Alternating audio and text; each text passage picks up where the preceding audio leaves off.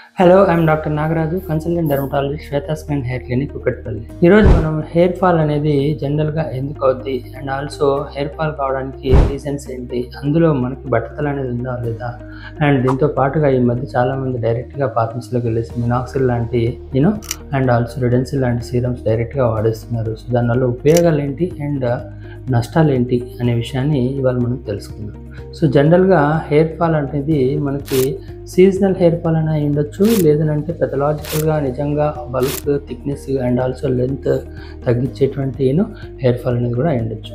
So మనకి ఎప్పుడైతే hair fall అనేది రోజుకి 100 నుంచి 200గా కూడా దాటిపోయాక ఆర్ ఒక 21 డేస్లో ఓవరాల్గా మనకి హెయిర్ ఫాల్ అనేది కంటిన్యూస్గా ఉంటే, ఆర్ మనకి బల్క్ కానీ థిక్నెస్ కానీ అండ్ స్కాల్ప్ విజిబిలిటీ అనేది కూడా మనకి ఎక్కువగా ఉంటే, అప్పుడు మనం హెయిర్ ఫాల్కి సంబంధించి ఏదైనా కానీ ప్రాపర్గా ఒక స్పెషలిస్ట్ దగ్గరికి వెళ్ళడం అనేది ఇంపార్టెంట్.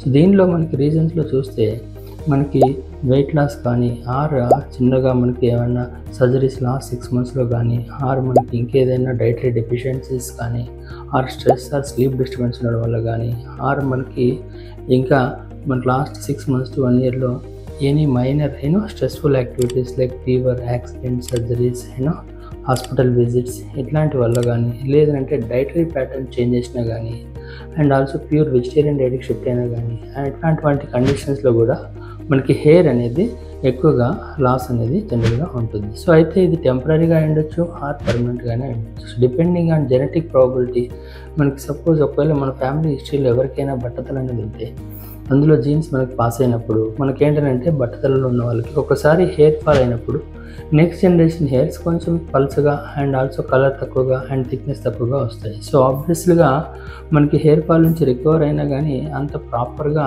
అంతే లెవెల్ ఆఫ్ థిక్నెస్ మనకి ఉండకపోవచ్చు. సో కాబట్టి బట్టతల జీన్స్ ఉన్నవాళ్ళు ఆర్ ఫ్యామిలీస్లో ఉన్నవాళ్ళు ముందు జాగ్రత్తగా ఎటువంటి హెయిర్ ఫాల్ ఎపిసోడ్స్ ఉండకుండా, మనకి ఏదైనా వెయిట్ లాస్ అయినా ఆర్ ఏదైనా డైటరీ చేంజ్ అయినా ఆర్ ఇట్లాంటి మనకి ఇల్నెస్లో ఉన్న స్లీప్ డిస్టర్బెన్స్లో ఉన్న ముందు జాగ్రత్తగా మనము కేర్ తీసుకోవడం అనేది very important.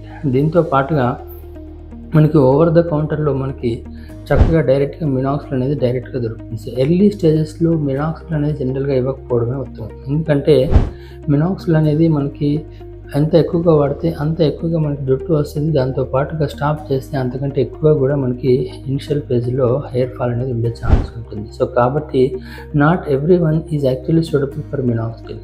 And at the same time మనకి బట్టతల ఉందా లేదా అనేది కూడా చూసుకోవాలి. And at the same time ఏంటంటే ఒక్కొక్కసారి self limiting or cyclical hair fall అనే కండిషన్స్ కూడా ఉంటాయి.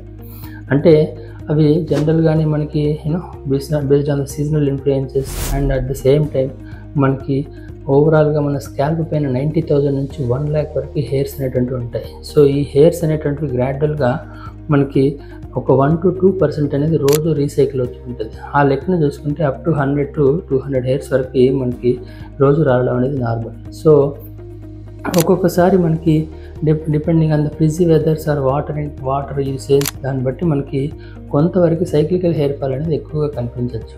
But that doesn't mean that it is really hair loss or that causing scalp visibility or baldness. So కాబట్టి ఇనిషియల్గా మనకి గ్రాడ్యువల్గా complete history along with scalp examination and also trichological examination ఇవన్నీ చేసుకున్నాక, ఆ తర్వాత మనకి hair profile and blood test చేసుకున్నాక, ఆ తర్వాత మనకు క్లారిటీ తీసుకోవడం అనేది ఇంపార్టెంట్.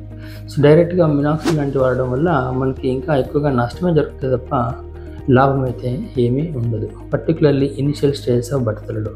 సో ఒకవేళ కనుక మనకి అలా కాకుండా వేరే సీరమ్స్ కూడా వచ్చాయి, పెప్టైడ్ సీరమ్స్ అని, గ్రోత్ సీరమ్స్ అనేసి, వాటి వల్ల కూడా కొంతవరకు మనకి హెయిర్ అనేది రికవర్ అయినా మనకి అండర్లైన్ రూట్ కాజ్ అనేది తెలియదు. కాబట్టి పర్టికులర్లీ స్కారింగ్ అలోపేషియాస్ ఉన్నాయి ఆర్ అలోపేషియా ఏరియాస్ ఉన్నాయి. సో వీటిలలో మనకి వాడినా కానీ జుట్టు వచ్చినా కానీ అది పర్మనెంట్ లాస్ కాబట్టి మనకి కంప్లీట్గా క్లియర్ అనేది కాదు. సో కాబట్టి at the end of the day డాక్టర్ని విజిట్ చేసి మనకు type of hair fall and hair loss ఏంటి అనేది క్లారిటీ తెచ్చుకున్నాకే ఒక ప్రాపర్ ప్లాన్ అండ్ ప్రోటోకాల్ ప్రకారంగా వెళ్తేనే మనకి చక్కగా ఉపయోగం ఉంటుంది అండ్ ఆల్సో ఇంప్రూవ్మెంట్ కూడా ఉంటుంది అండ్ లాంగ్ రన్లో కూడా చాలా వరకు బెటర్గా ఉంటుంది.